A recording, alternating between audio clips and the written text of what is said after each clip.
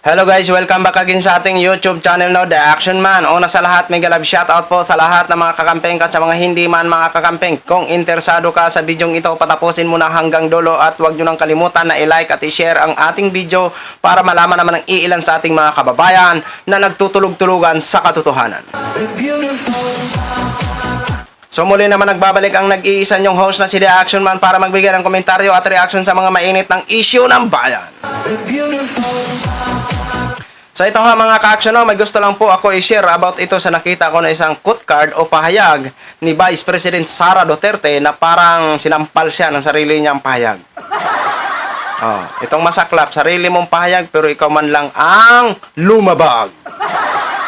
Diba? At pinutakte ito ng mga netizen.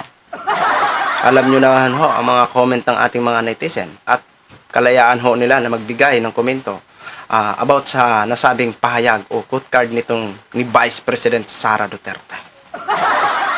Diba? Nakakahiya, no? Nakakahiya talaga. Para hindi ho tayo magtagal, basahin na po natin ang nasabing quote card. O, ayan. Ayan yung quote card. Pa-plus ko dyan sa screen. Basahin na ho natin, ha? Ang sabi ni Vice President Sara Duterte, huwag manira ng kalaban. Huwag gumamit ng dahos. Huwag mangdaya. Dahil mawawala ang respeto ng mga tao. Vice President Sara Duterte. Basahin natin ang mga comment ng ating mga netizen. Ayan, ang sabi ni Lisa, huwag korap, huwag sinungaling, huwag ganid. Ang sabi naman ni Lori Mata, hanip ka, pick BP, sa Smartmatic ka, maghambalos-los. Ang sabi naman ni Cesar, humarap ka muna sa salamin, saka ka magsalita ng ganyan. Ang sabi naman ni Corazon, nakaharap kaya si Sara sa salamin? Ang sabi naman ni Paul, walang kaanis-anis sinasabi. Diba? Ang galing. Ang sabi naman ni Noreen Verde, ayan, wow, siya talaga ang nagsalita. Ha, ha, ha. Alright, huwag na natin basahin lahat, baka abutin tayo ng bukas.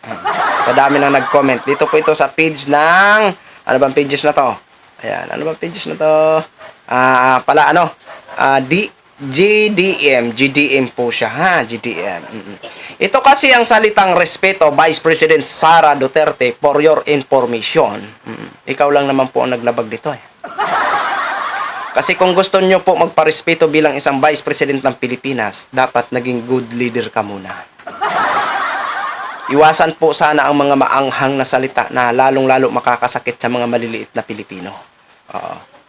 Yung salitang respeto, tanungin nyo po nyo muna sarili nyo, Vice President Sara Duterte, ha? Kasi una-una, hindi po makalimutan ng maraming Pilipino ang sinabi mo na hindi nyo nire-respeto si Senador Riza Intuberos at si Franz Castro. Dahil sa kontrobersyal na pinupukpok ka sa pagtatanong about sa 125 million. Diba? Sa tingin mo, may respeto pa ba yun, Vice President Sara Duterte? Sa tingin mo, re-respetuhin ka pa ba ng milyon-milyon na Pilipino sa naging payag mo? Sinundan mo pa ng iyong naging kontrobersyal na sinabi mo na ang kumakalaban sa Kompi at Intel ay kalaban ng kapayapaan at bayan? Doon nag-trigger ang taong bayan, lalong-lalo na ang iyong mga taga-suporta. Hindi masama ang magtanong. Lalong-lalo, pira namin yan. Pira mo rin yan kasi isang taxpayer ka rin. Kaso nga lang, ikaw ang nagpakasasa. So yun lang ho mga ka-action, mga kakampeng no, gin-share ko lang ho sa inyo. Maraming salamat po sa mga viewers natin Luzon, Visayas at Mindanao all over the world. Ako po ang inyong lingkod, si The Action Man. Good evening everyone. Beautiful.